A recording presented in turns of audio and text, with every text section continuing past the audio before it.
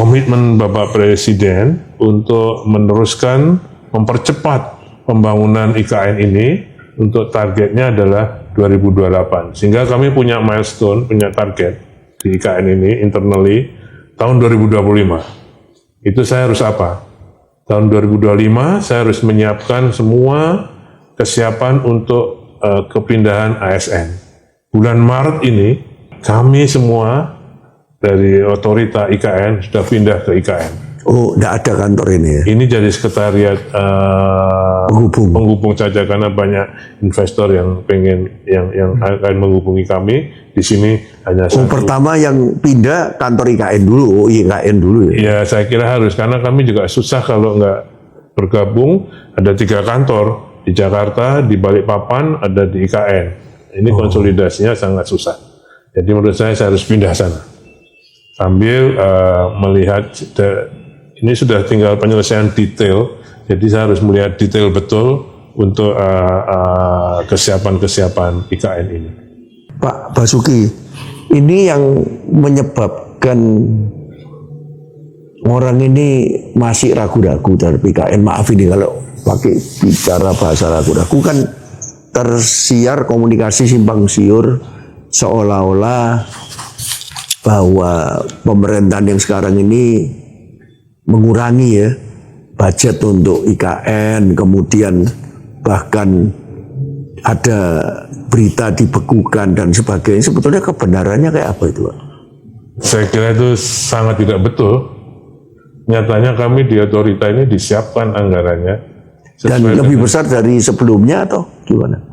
Saya kira sesuai dengan porsinya untuk penyelesaian, karena itu sesuai dengan usulan kami. Jadi 2025 2028 memang dari dulu saya direncanakan segitu ya segitu. Karena perintahnya Bapak Presiden untuk menyelesaikan ekosistem yudikatif dan legislatif, kami hitung total kebutuhannya 48,8 itu. Oh, itu bukan dihitung pada waktu pemerintahan yang lalu belum? Enggak. Oh, yang sekarang. Yang sekarang. Dan beliau siapkan itu. Nah, kalau yang mungkin ada berita itu karena tadi saya sampaikan bahwa kelanjutan pembangunan IKN ini ada di 2 institusi. Untuk melanjutkan dan menyelesaikan itu di Kementerian PU. Untuk yang baru di otorita. Nah, yang menyampaikan itu kan mungkin Bapak Menteri PU, mungkin yang di sana. Tapi sekarang sudah ada. Oh, jadi berita yang tersebar itu adalah ya memang kalau di PU memang bukan tugasnya lagi untuk membangun tahap 2 ini, Pak ya? Iya. Memang di IKN. Iya. Oh, IKN. Oh, itu kesalahanmengertian yang pertama. Kemudian yang kedua, Pak. Kalau mau undang investor itu kan juga lihat ya, Pak ya. Wajar ya. Kalau lihat aku invest ini baliknya kapan kan gitu kan ada perhitungannya. Dan kalau yang masuk yang pertama apa itu tadi PKUM ya? KPPU. KPBU. KPBU itu kan PPP, Pak. PPP. Public Private Partnership. Itu mungkin arrangementnya lain lah ya. Tapi yang diharapkan ini kan di luar APBN dan di luar KPBU itu kan juga harus tahu jelas apa yang dilakukan sekarang dan sesudah 2028 sampai 2045 ini tahapannya kayak apa kira-kira, Pak? Ya, saya kira kalau sesuai dengan lini masanya pembangunan IKN ini,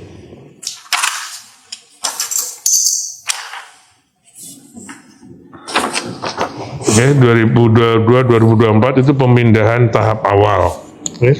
Nanti pembangunan tahap keduanya itu membangun ibu kota Nusantara sebagai area inti yang tangguh. Itu apa saja? Sudah ada kriterianya. Untuk 2030 sampai 2035 melanjutkan pembangunan Nusantara dengan progresif. Apa saja yang harus dikerjakan? Itu sudah ada semua sesuai dengan kepres yang ada. Nah, diharapkan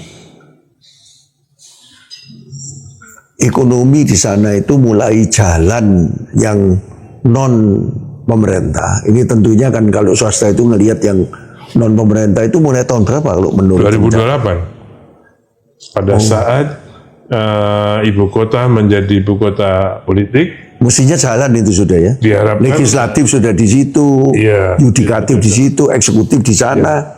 Mau nggak mau itu pada waktu itu sudah berapa ribu orang ada di sana. Kalau lihat dari rencananya, paling enggak yang dari government. Jadi untuk tahun 2028 kira-kira antara 800.000 orang.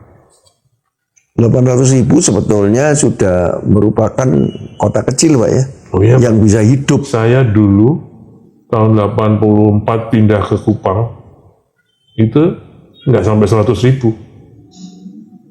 Oke? Sekarang sudah lebih dari 200.000 mungkin. Ya, saya kira dengan konsep Smart Forest City, itu yang tadi SDG Bapak itu. Jadi kami sekarang misalnya Taman Safari sudah membangun di sana tahun ini. Jadi kita mau ke ekoturism. Saya juga ingin menyiapkan pusat anggrek nasional di sana. Saya mau tanya terus terang, apakah ada perubahan pergeseran dari rencana semula dengan yang sekarang ini, dengan pergantian pemerintahan baru? Nggak ada. Saya kira nggak ada, karena kan ini basicnya ini tadi, ini masa pembangunan berdasarkan perpres yang sudah ada. Dan itu tetap kita lanjut. Dan rencananya nggak ada yang meleset. Insya Allah nggak. Tapi kan tersebar bahwa tanggal berapa tahun ini mestinya pegawai negeri sipil harus pindah, sekarang enggak, itu gimana? Nah itu karena satu, itu memang kepindahan ASN ini Tertunda. ya, karena juga macam-macam awalnya memang kesiapan infrastrukturnya yang belum pada saat awalnya. Nah, sekarang sudah siap, tapi juga karena adanya perubahan nomenklatur dari dari jumlah kementerian yang lebih banyak, sehingga masing-masing kementerian masih mengkonsolidasikan diri ke dalam sebelum kepindahannya di sana. Otomatis kantor eksekutifnya mesti tambah tuh Pak. Iya, makanya itu lagi kami punya 4 kantor Kemenko, yang masing-masing Kemenko mempunyai 4 tower, jadi punya 16 tower kita. Sekarang 7 Kemenko ini Pak. Iya, makanya gini sudah juga dipikirkan oleh Ibu Menteri Pan RB nyusunnya, mana-mana yang harus pindah, mana-mana yang belum. Jadi membuat prioritasisasi kepindahan ASN. Ya makanya Mudah-mudahan tahun 2025 ini mulai pertahapan. Makanya kami mendahului ke sana untuk menyiapkan.